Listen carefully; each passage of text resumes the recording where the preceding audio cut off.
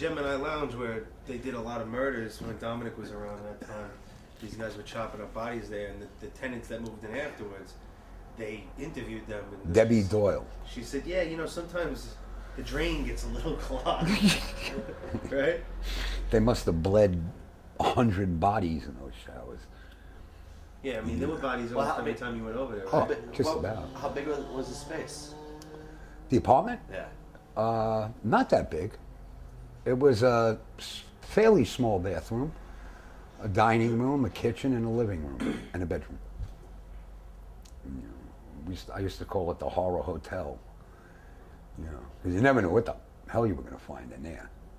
You know, because they were just crazy.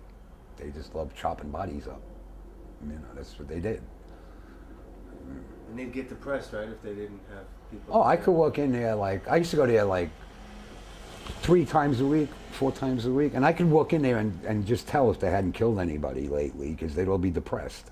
They'd all be just sitting around moping, you know. But if they had just done some work, they were all you know, they were still on the high. How much would they get paid to do something like that? Oh, it was more related to their rackets. It wasn't contracts. It was just related to what they were doing. Like if somebody was fucking with their business, they would whack them. Or if they were impeding on something. What business? I mean. Well, they had the car business, pornography, drugs. Tell them what they did to Andre Katz. They took him to a pantry pride in Queens, and they chopped him into pieces. But before they did that, they put his head in a trash compactor. That's how they killed him. Remember in the basement of the supermarket where you put the cardboard? Exactly. We all worked in one of those. And what was funny, when I saw the autopsy photos, Frank Pagola showed me the autopsy photos, and what happened was when they found the pieces, the coroner put them together in the back of the parking lot behind the pantry pride. So you see an arm over here, an arm over there, torso, legs over there.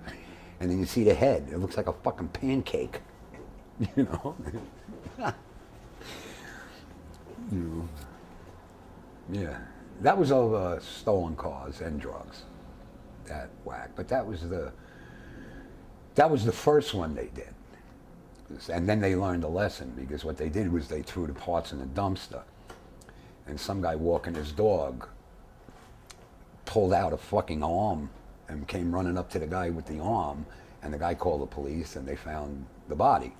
So what they used to do after that was they take them apart and put them in garbage bags, the parts, individually, and put those in cardboard boxes and put them outside in the dumpster of the Gemini Lounge. And one of them's cousins owned a carting company, and they'd call for a pick up the garbage, bring it to the Fountain Avenue dump, and nobody could find the bodies then, because there was, when we came to trial, there was 250 homicides charged, you know, and that was nothing. That's the ones because they didn't want to try all of them. It would have taken forever. As it was, the trial took 17 months, you know. How many do you think they chopped up? Oh, I know. Roy alone had at least 50. Chris had to have that number. You know, They were serial killers. Well, the FBI said that to me. Art Ruffles from the FBI said he was the head of the FBI part of the Organized Crime Task Force. He said, we've never had a case in U.S. history where there was 11 serial killers altogether. You know, they had it down to a science. You know, I walked in there one night, because on Friday nights we all used to eat in there. And I walked in there, and the dining room was here, the kitchen was here, and the bathroom was here. And you could see in the bathroom there was 2 naked bodies hanging, you know, in the shower by their feet with their throats cut. And they already bled out because there was no blood coming out. And I walked in, and, you know, there was a spaghetti and everybody's eating and stuff like that. And I looked into the bathroom, I told Roy, Demeo, I said, the fuck is that? He said, don't worry, they're not staying for dinner. You know, that was their humor. But that was, you know, it was in all accounts, by all law enforcement, from the feds down to the New York City police, That was the most vicious crew that ever existed in the United States. You know, no one did the killing that they did. That's why they called the book Murder Machine. It was a machine. It just ate you up. And if you were there, you were going to die too. You know, they killed Richie Denome up in his apartment in Brighton Beach. And it was on a Sunday, and he had some neighbors down for breakfast. And Joey and Anthony walked in, sat down, ate breakfast, got up to leave, shot Richie and his 2 guests, just because they happened to be there. You know, with silence-equipped pistols. Nobody heard nothing, nobody seen it, they just walked out. They killed people's girlfriends, yeah. They killed everybody. You know, they went against all the rules. You know, but they were earning so much money that so much was overlooked. You know, like don't tell us, just give us the money. Are they still alive? There's 1, 2, 3, 4. There's like 4 or 5 of them still alive. But they're all, I mean, the lightest sentence that they got was 168 years plus life plus no parole. So like if they die and come back as ghosts, they owe time. You know, I mean, they really hammered them. What was like how did you know them as kids when you were a kid? No. And oddly enough, they were a lot younger than me. There was only one of them. Henry was my age. But the other ones were all 19, 20, 21, 20, 26. You're from the neighborhood? They were from Canarsie. They all grew up in Canarsie, which was, you know, it's a very strange thing to me how one crew of guys could grow up in a neighborhood and all turn out to be serial killers. You know, and I mean, they weren't serial killers in the regard that they were just killing for killing's sake. Everything in their minds, there was a motive, and everything was about money.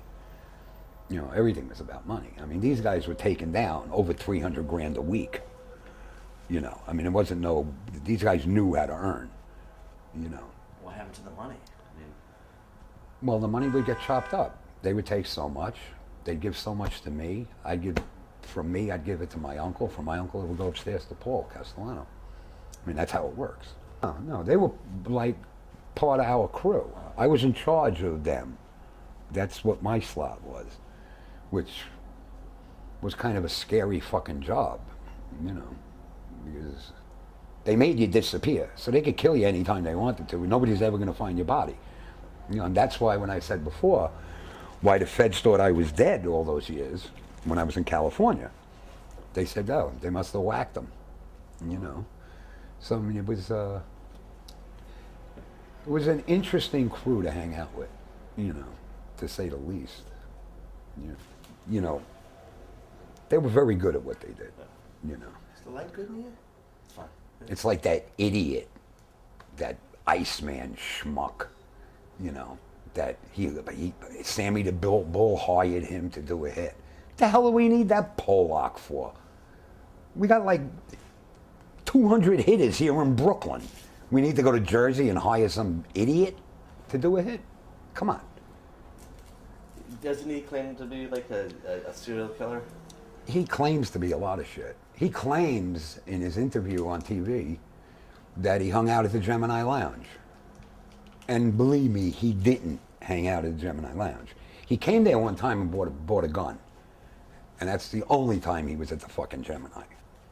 You know, because that crew would have taken him apart just for his mouth. You know. What was was it at the bar, Gemini Lounge? Obviously? Yeah, it's on Flatlands and East 40th. Now it's a Baptist church. Born again. Yeah, now you got all the hamsters in there, you know, praising Lord, and there was 200 fucking murders done. Well, God comes after the devil does his business. That's true. No, I was going to say. So that's why everybody in a joint finds God. It was a lounge from the 50s or 60s or.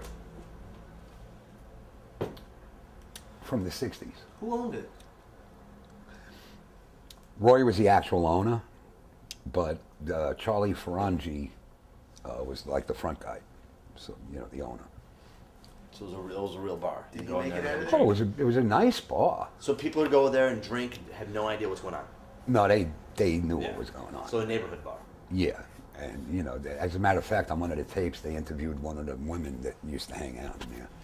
He said, they were nice kids. To us, they were very respectful, which they were. They were very Keep in respectful. mind how old these guys were. They were between 19 and 20. No, Henry was the oldest. Henry was my age. But most of them are like 19 to 28, 26, 28. And they had like 50 kills apiece. I mean, Henry Borelli killed his first guy at 14. Stabbed him to death. You said they're from Canarsie. Was that Canarsie a tough place to grow up? I mean, No, not in those, especially in those days. Those days, Canarsie that still is. Canarsie still a nice neighborhood. I mean, it's interesting. I mean, it wasn't a ghetto. They didn't grow up. They didn't grow up in. Joey Testa's brother, his oldest brother, was a cop, a New York City cop, and him and Patty were part of the Demeo crew. Which is another thing. I mean, they even killed cops. They killed Peter Calabro and his partner. Because they were working for the Gemini Lounge, but for the Gemini crew. They were giving the Demeo crew clean VIN numbers to use on the stolen cars. Mm-hmm. Then the Demeo crew eventually got paranoid that they were going to turn, and they stopped at a light. They shotgunned both of them. Over New Jersey. Peter Ware and Joe Calabro. They were both auto crimes cops. I'm gonna